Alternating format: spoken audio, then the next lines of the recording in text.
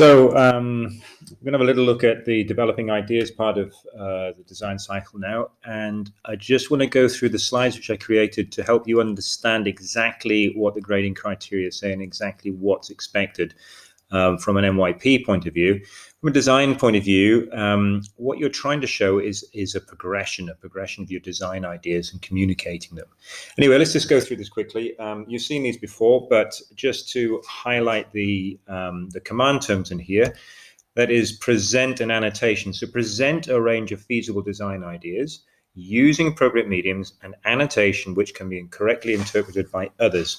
Present is offer for display, and annotate is to add brief notes. So let's have a little look at all of this, break it down. To present, as I said, is offer to display, observation, examination, or consideration, which basically means that you need to be very logical and clear about your progression of ideas. Just make sure that they're laid out in a way which is easy to understand and enables you to communicate this idea. If everything's very messy and it's all over the place, then you're just not going to get the idea across as clearly as you could. This is what they mean by present. It does not mean you have to be an artist. It does not mean that you have to be able to create wonderful, beautiful drawings for your design ideas. They can be a little bit messy, doesn't matter, as long as the idea is clear. That's the whole point. Okay. The next bit is the developing ideas.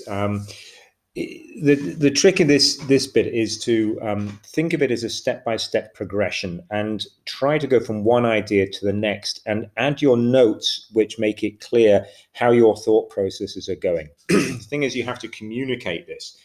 It is not necessary to have a huge big range of different ideas. It's enough to take one idea and really sort of break it down bit by bit into its component parts and take one section of that and try to explore how to solve that little section of that idea.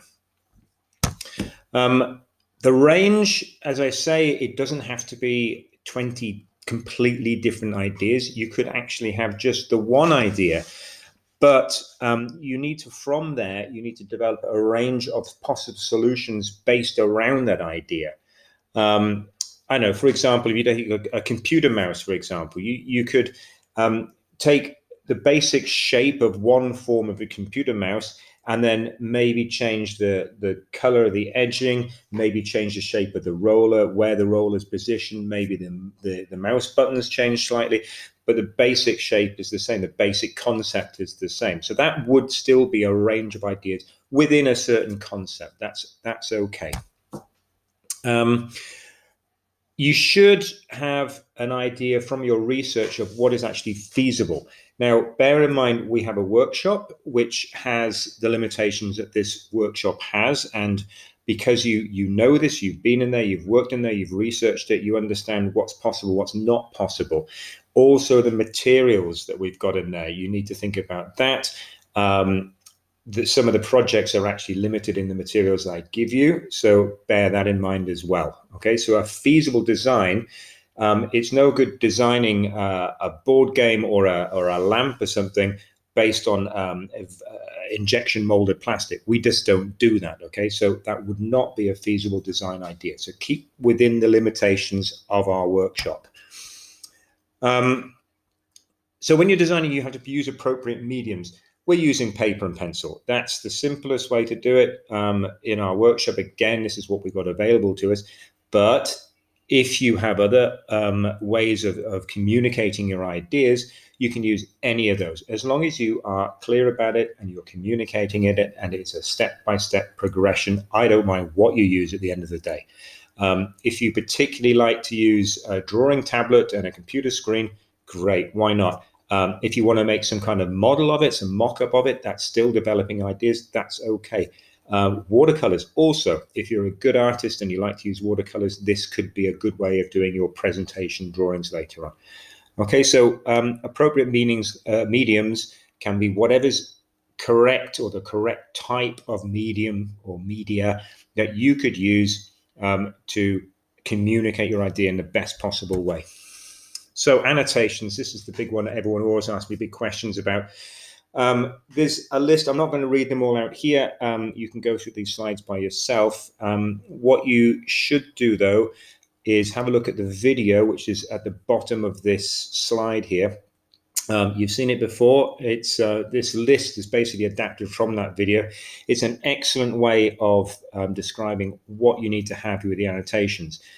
The thing that for me that's the most important with annotations is it again enhances the communication of your idea. Some of you are better at sketching than others, and clearly if you're better at sketching, then you probably don't need to put so much extra explanation down there. Having said that, there's things which apply to everybody, like what materials could you use? Is there some kind of movement going on that you could use an arrow to describe? Are there manufacturing techniques you might want to add notes about?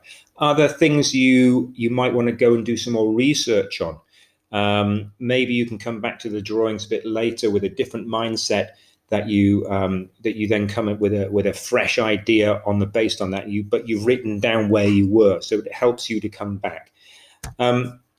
This is from that video again. It's just a screenshot, and you can see they're clear.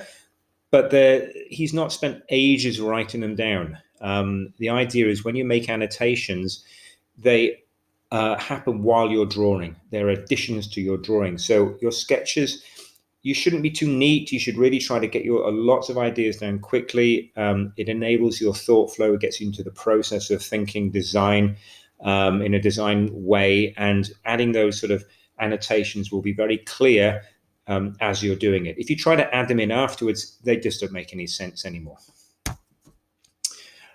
Okay, as I said before, you're not graded on how well you can draw. It's all about how you interpret, or other people can understand the communication of your idea.